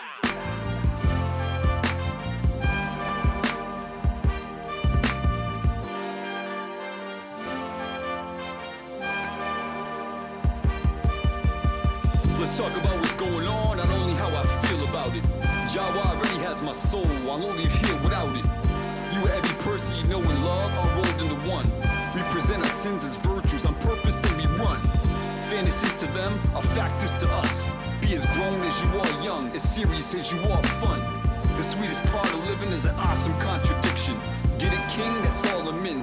True Masonic tradition. I bleed myself for the ills, just to detox and provide what society needs most. What does peace cost? The revolutions in government have already taken place, but the evolution ourselves is not on pace. We constantly borrow against an onslaught of sorrow. Don't limit your control, your fucking voting power's colossal. You never know, look what started out in Colorado. Bravo, someone had the balls to start the convo. The artist should be sensitive, the businessman is not. Do you wanna make a difference or a shitless? Hey, just a thought. And never let it feel like everybody's keeping score. Can you anoint my feet, they sword? It's trying to keep it real with y'all. And AP hears it all, but I don't ever let it fester. And I don't wanna ever be afraid to listen to somebody's record. Watch they do it and you're right, everything's got a price. People co-sign moves that'll get you locked up for life. Some can be tough and demanding. I crush you with knowledge, wisdom, and understanding. Like I crushed it and rubber band it, stuck it right in your commandments. You can light more than a candle, or we gon' die trying to do what y'all said we can't do. Come on. At the end of our lives, all we ask is, did I live? Did I love? Did I matter what I give? We present it with an option. Every day we wake up. Either you live fully engaged or you selfish as fuck, so you decide. To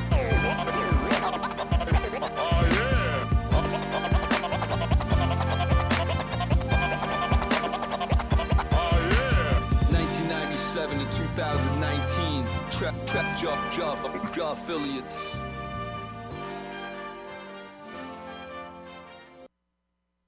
Oh, I like that. I like that. That's excellent. Excellent. So that's Ape the Grim and Bug Out. And who'd you say was? My man B-Tooth on the beat. B-Tooth, man. That's yeah. The second song on the Grimfluence mixtape, and it's I'm wondering what my favorite song on the tape is. That's one of them. It's probably the most serious song. On the tape. Yeah. And it's catchy as hell. Yeah, it's one of those substance songs. Right. Those never get old, especially with what's going on in the world now. Yeah, absolutely. And then we also have here. I like to let you introduce yourself, Your Highness, because I don't want to make a mistake. You can't pronounce it, huh? It's Prince Touch von Edgecliff the Rothschild. Yes. But when I spent time in England, it was they call me Bobby Rothschild. Oh, they do. Wow, interesting. So I was thinking about possibly putting there's an album out as Bobby Rothschild with Handsome Mike, who is another rapper from here. So. Oh, okay. Handsome Mike is a good rapper. Yeah. I do want to say a quick hello to Princess Greta, is, my new wife. Wow! But, congratulations! I didn't royal duties. I have to be honest with you. When we met before, you didn't strike me as the marrying kind.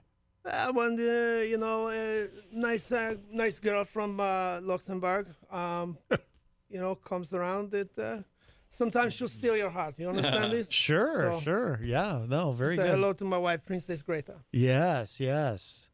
And Ape, you've worked with a lot of different people, right? Absolutely. Yeah. I mean, since '97. Yeah. Yeah. Anybody I respect and know, I'd love to do something with you. You've been rapping that long? Wow. Since I was 16. Yeah. No kidding. Yeah, because I remember. You know Slicko, of course. Slicko, yep. I remember I think he's the one who first brought you to my attention, and you were working with Unducati on the John Order album. Okay, yeah, and I think that's when I first. That was 10 years ago. I think that's when I first kind of became aware of it. Check it out, Ape and Undo, Jaw and Order. That's available. That's one of the New Hampshire classics. Yeah. If people I'm sure you had the album and maybe the singles. Yeah. We got Mighty Sam McLean on there. He's a blues great. Rest in peace, my homie. I got a bunch of songs with him. Yeah. But that's probably one of the best, called Count Your Blessings. Okay.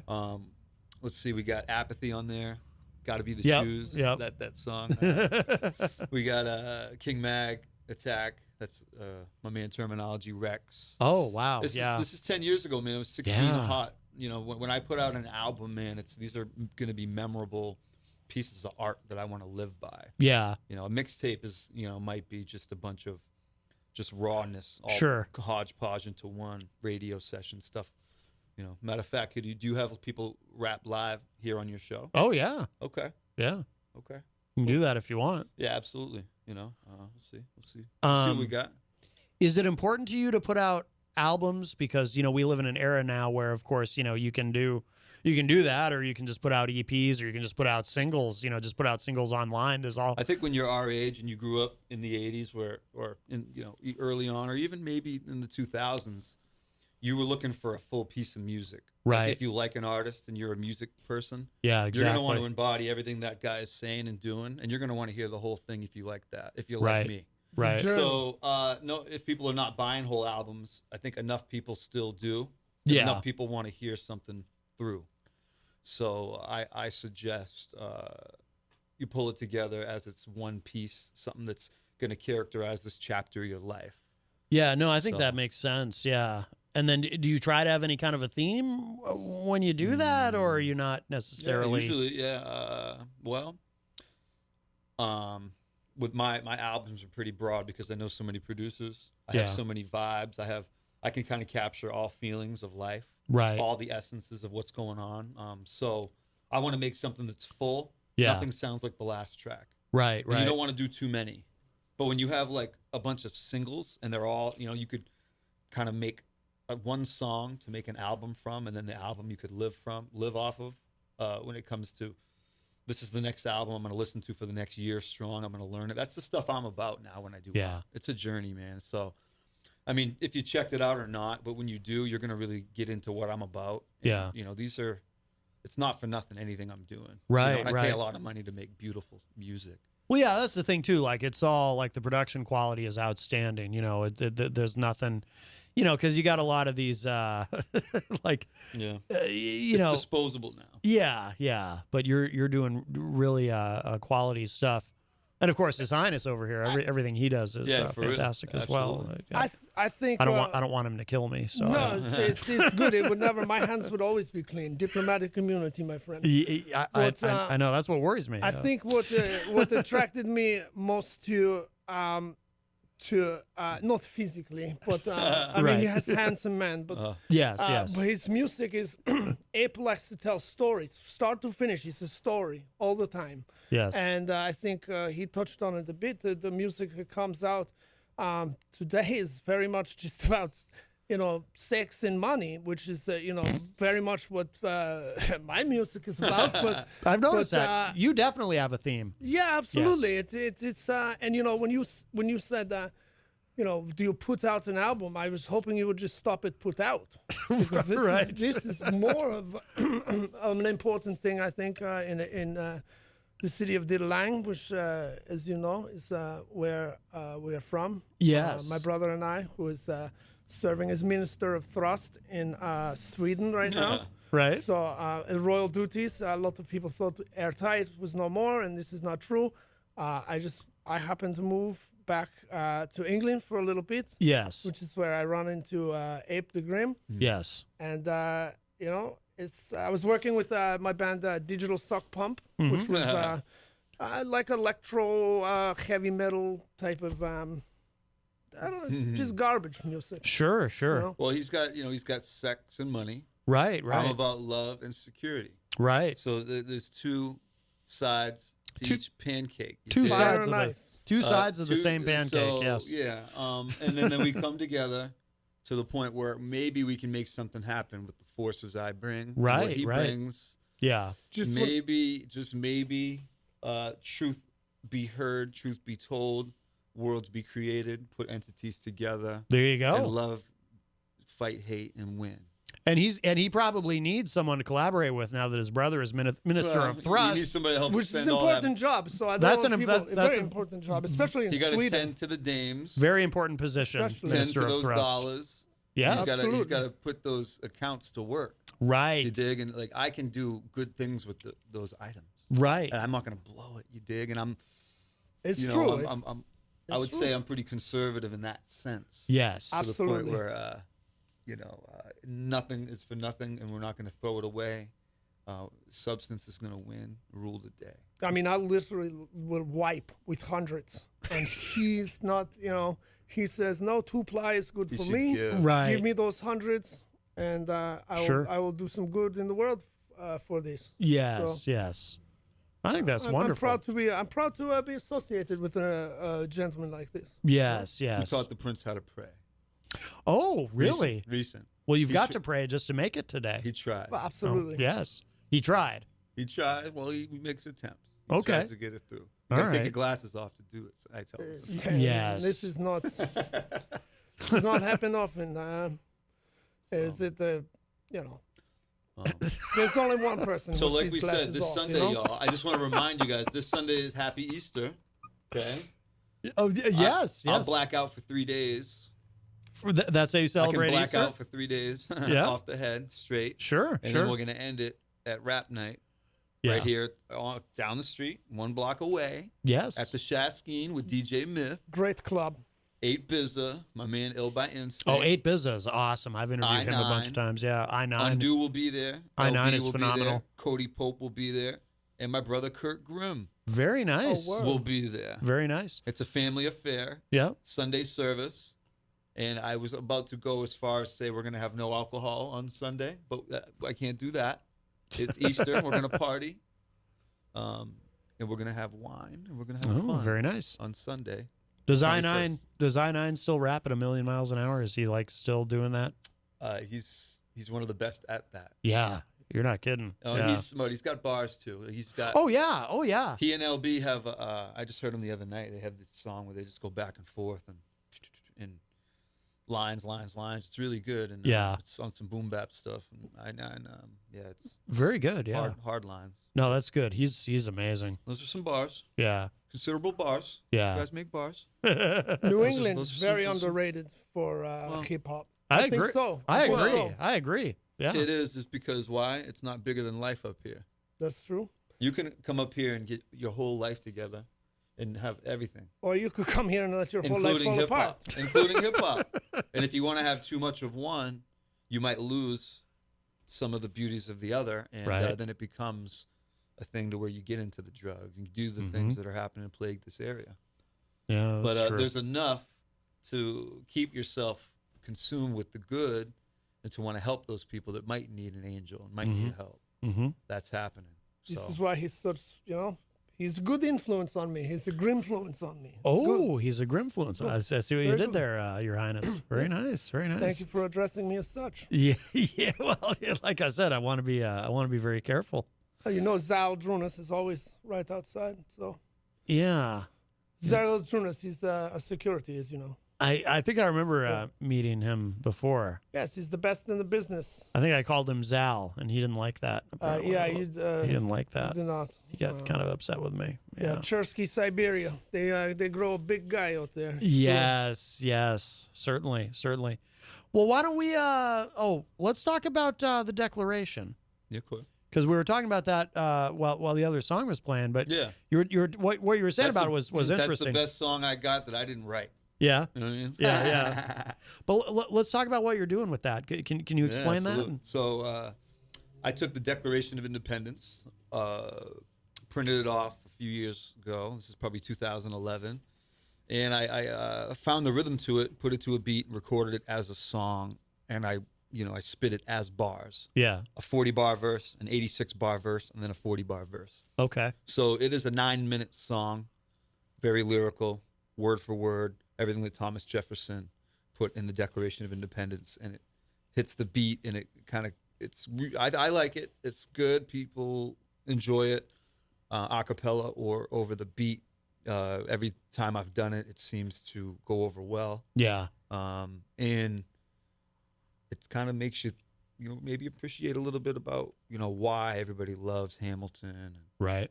all those things. I mean, I recorded this and while I was reading the Hamilton Oh, okay. book at the same time. Is that what inspired you to do it? No. No? I didn't even know about the Broadway special until when I was about halfway through the book. Yeah. And I had already done the Declaration. Oh, okay. So Yeah. my man Neuromancer made the beat on this one. Yeah. It's going to be on Ideal 2 coming out later this year, which is a follow-up to The Idealist, Ape the Grim, The Idealist, which is out now everywhere. iTunes, you everywhere you can stream, you can find it anywhere. Yeah. Ape the Grim, The Idealist is out, but Ideal 2 is the follow-up coming out later this year. I was Okay. going to put the Declaration on Idealist. I didn't. It's going to be out. Okay. You can see it on YouTube. I went up to South by Southwest and performed it a couple weeks ago. Wow.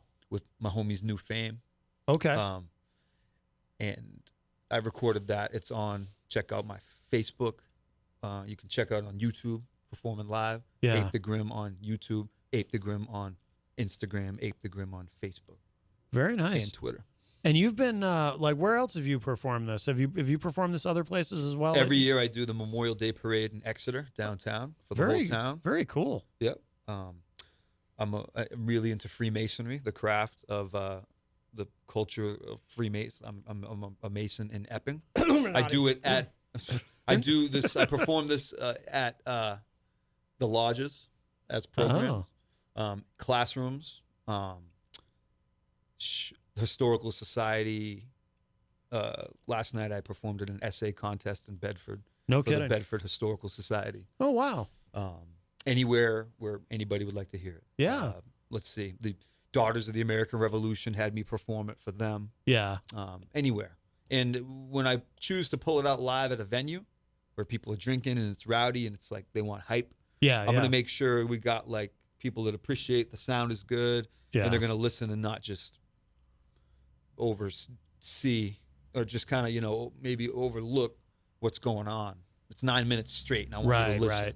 So that's interesting. So do you sometimes kind of make you kind of have it ready, but you don't necessarily? I pull it out if it's right. If it's right, yeah. I can kind of gauge the situation, the jam, and say, I know there's going to be a lot of all age people there. Yeah. People that might be looking for hip hop to inspire. Right.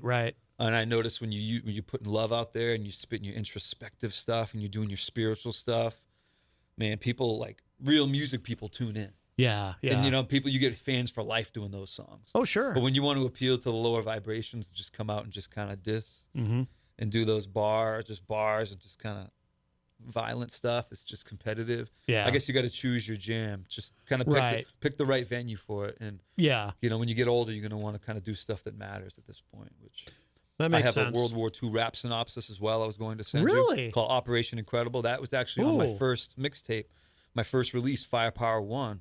DJ Logics. This is 2006. Ape the Grim, Firepower 1, Fixed Bayonets. Yeah. Operation Incredible. It's my World War II rap synopsis. Wow. So I'm trying to do a history tour, if you will. Oh, wow. To schools, colleges. This song is recorded as well. Operation Incredible. I could send you that. I was going to. Please, yeah. That's about 7 minutes of like everything in World War II, all the major events. Oh, no kidding. With 4 different beats as the tide of the war changes. And that's one of those songs that I did for college in class in 2004 at Northern Essex for my World War II course. Wow. And that was my final project. And that's like, and it happened to be my second song on Firepower 1, my first release. Okay. Which I'm re-releasing this month. Okay. It's not out online. We never put it online. It was hard copies back in 2006.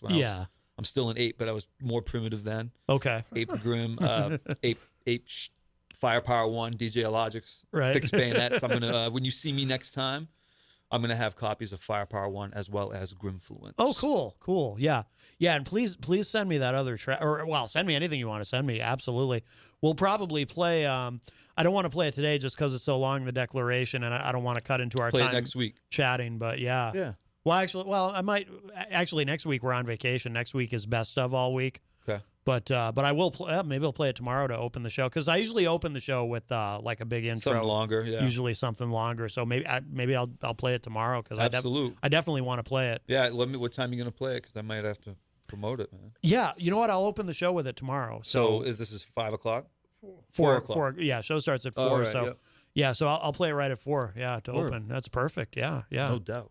Absolutely. I appreciate you, man, so much. Yeah, no. Thank you. And hey, folks, if you're out there and you want me to come and perform the Declaration, Operation Incredible, and I have a number of other history songs that I can do a whole program for your class, as well as hat tricks, freestyles, and I can sit there and talk philosophy of hip-hop, livelihood versus culture versus the business all day, and talk about the values and what kids should be going for these days and what success means in different situations. Yeah. But Ape the Grim, hit me up on Ape the Grim. Email me, apethegrim@gmail.com. Just if you want me to come rock with you, email me personally. Hit me up on Instagram, Ape the Grim, GRIM, one M. God resides in man.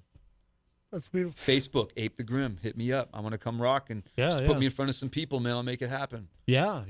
I wanted to touch on one thing that yes, Your the Highness. song that Ape and I crossed paths in England, right? But he has song on Idealist 1, on Idealist. It's called Rebel Souls. Yes. And I'm not lie. This is for me, it's absolutely without a doubt one of my favorite hip hop songs by anyone. Yes. By anyone. Period. Rebel Souls. I'll tell you why. Is my personal favorite, and of course, if you don't mind, it's another track called "Wanna Go." Okay. And he has second verse. The entire thing, the whole second verse is acronym for his alter ego, I guess. Ape. Is it? Ape with an S and then a hit after right. that. Every single. It's a 40-bar acronym verse. Acronym. That just rhymes. I've done acronym. that before with APE as well. Oh, on okay. Animal Odyssey and Firepower Ridiculous. 1. Oh, okay. I try to take it. I do things people don't do. I Declaration of Independence rap. The man's an undiscovered gem, as far as I'm concerned, for the Granite State and hip hop in general. If I'm into it, man, I live it. I can lyricalize it. Is that a word? It is now. It is now. Yeah. I can do it. Yeah, yeah. So, but I'll tell you why he likes Rebel Souls. Okay. That's a song I did about, talking about us growing up in the 90s.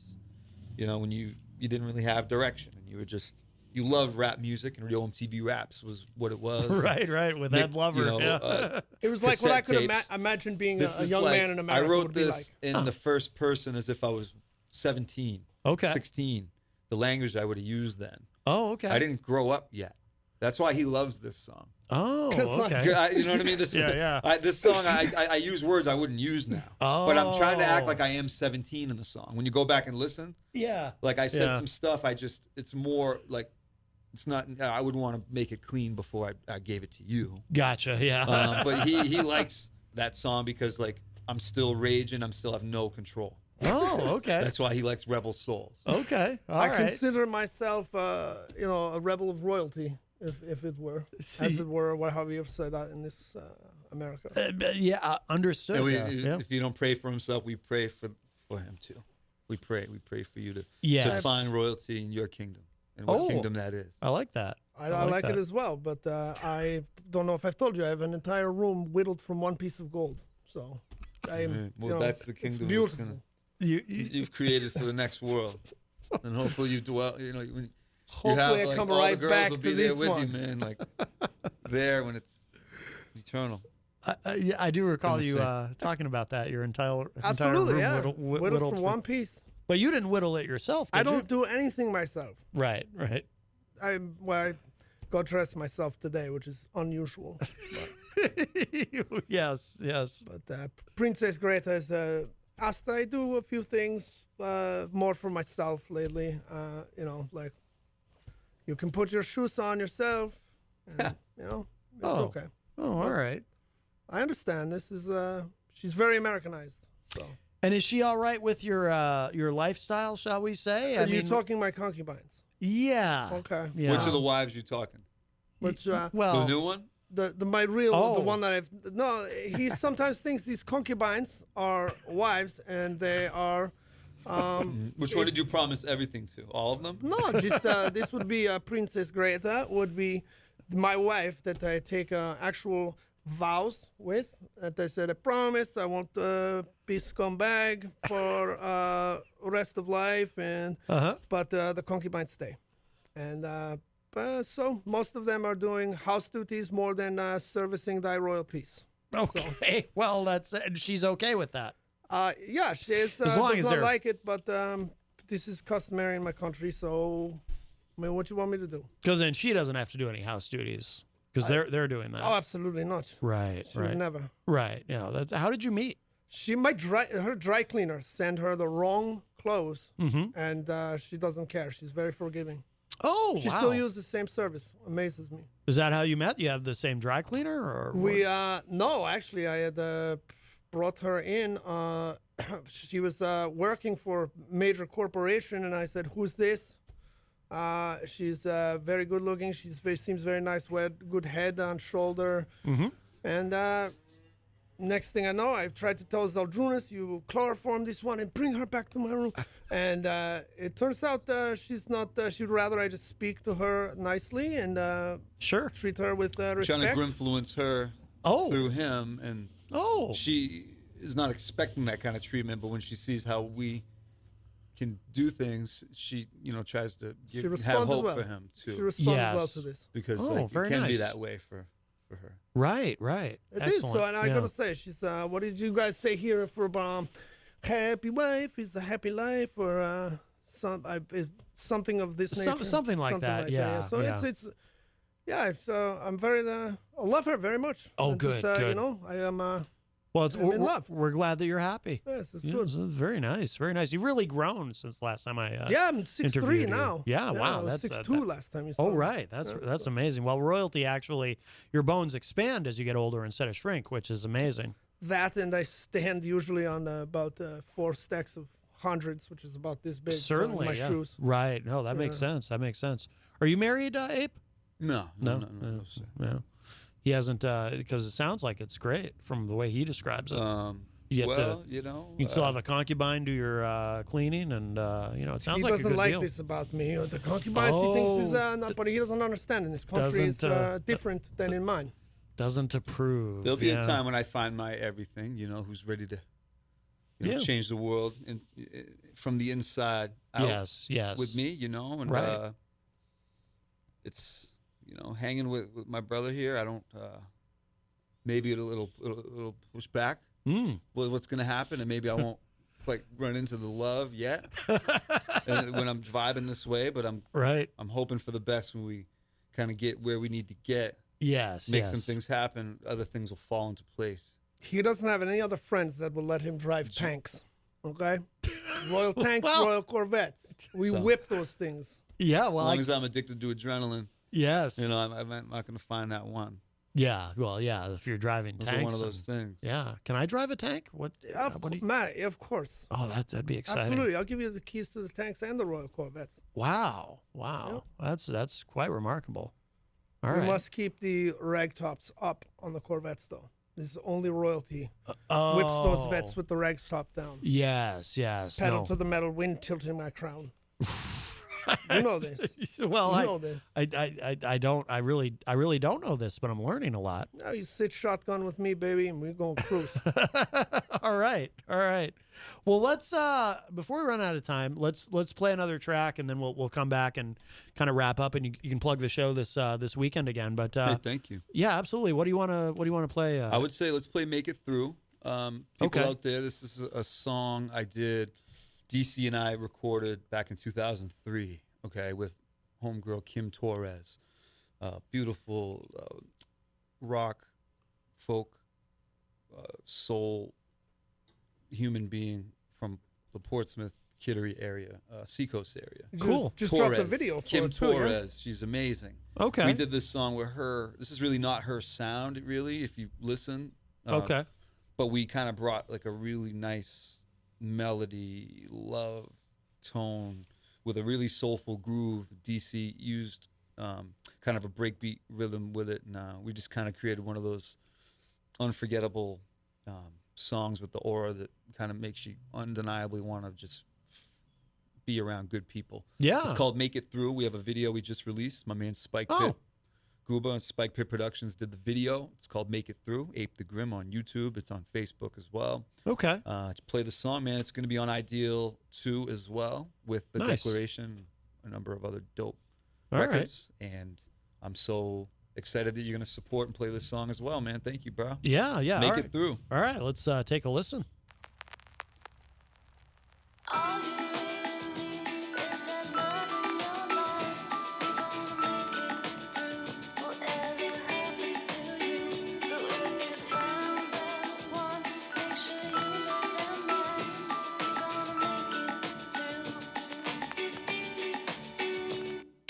The only thing stronger than karma, forgiveness. Everything has a story, it was written. Everyone needs to live out their life's mission. You got all the answers, you can't explain intuition. Learn to love listening, close your eyes, take it in. I don't want to miss a thing. It's the greatest win when you can be present, especially with friends. Remember, this moment will never happen again. Is the it factor for them the same to you? Everything's debatable, but does it have to make us two? Cause we can be one, but I'd rather choose to live and not try to survive. Cause guys like Grim usually don't make it through, plus or minus. Why they gotta get it f***ed up and divide us? Behold the power of silence. It sucks, we're all a little biased. All you really need is that love in your life. You're gonna make it through whatever happens to you. So if you found that one, make sure you love them right. You're gonna make it through whatever happens to you. The truly humble don't desire to be admired. I'm just too addicted to making fires. See, there's qualities you need as a person. I need too much time for contemplation and rehearsing. I'm stuck in this challenge to myself and I'm struggling. It made me weird. Sometimes I don't know what I am or who I was. I just know I gotta be grim. I keep it real as you possibly can. When you don't speak your mind, it can be read. It's important to recognize when it's the end. But if you can't help but feel you have been reborn, and you can't help but spill in any beat you speak on, and you're ready for the world and all of its attacks, the insurmountable people hate and you just love them back. Or even your friends don't understand you anymore, cause they know but can't believe that you're ready for the world stage. Might as well be the pearly gates. I'm running off pure love and I'm doing great. I should sell all my shoes and go to law school. I break all the rules cause I was taught to. Like when it's true and you can't prove, the feeling's awful. Don't sleep on the gospels from the other 9 apostles. I love being the best kept. Your next step should be forgive, no accepts. All you really need is that love in your life. You're gonna make it through whatever happens to you. So if you found that one, make sure you love them right. You're gonna make it through whatever happens to you.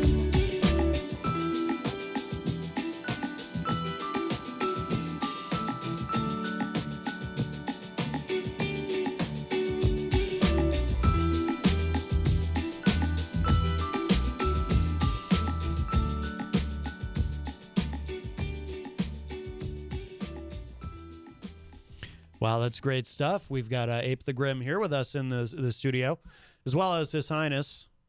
Prince Touch One Edgecliff Rothschild. Yes. Is there something shorter I can call you? Because that's a lot to touch spit. one. Just Touch touch one? one. Yeah. All right, because that's a lot to spit out, man. It's a mouthful. Ape the Grim is much easier. Yeah, it's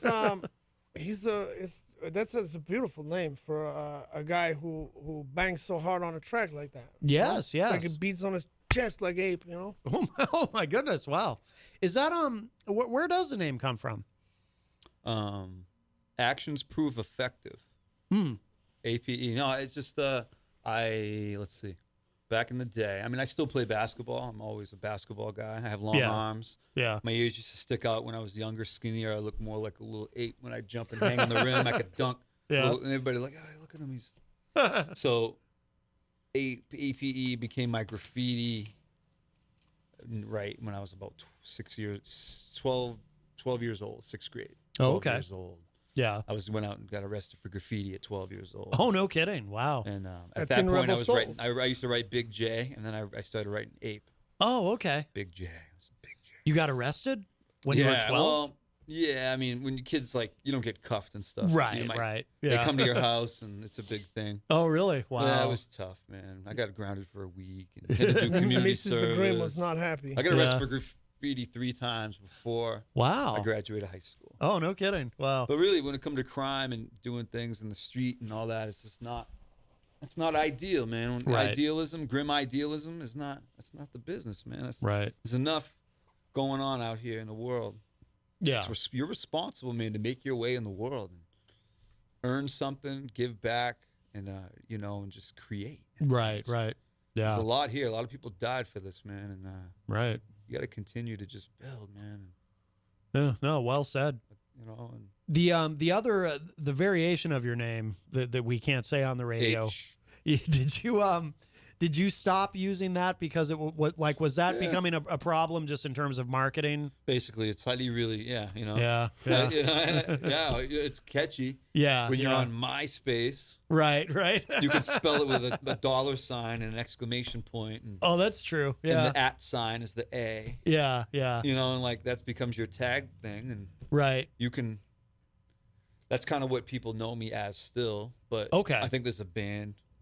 Maybe a hardcore band used to be. Oh yeah, I think don't you're know. right. I mean, to each his own. I mean, you can't do much with that name besides rile people up with it. But Ape the Grim, nobody's using that but me. Yeah, and I'm willing to battle for that one if it comes down to it. There you go. There you go. Yeah. Well, before we run out of time, because we just have a couple minutes left, why don't you if you can plug the show again? Yeah, this Sunday, April 21st, Easter.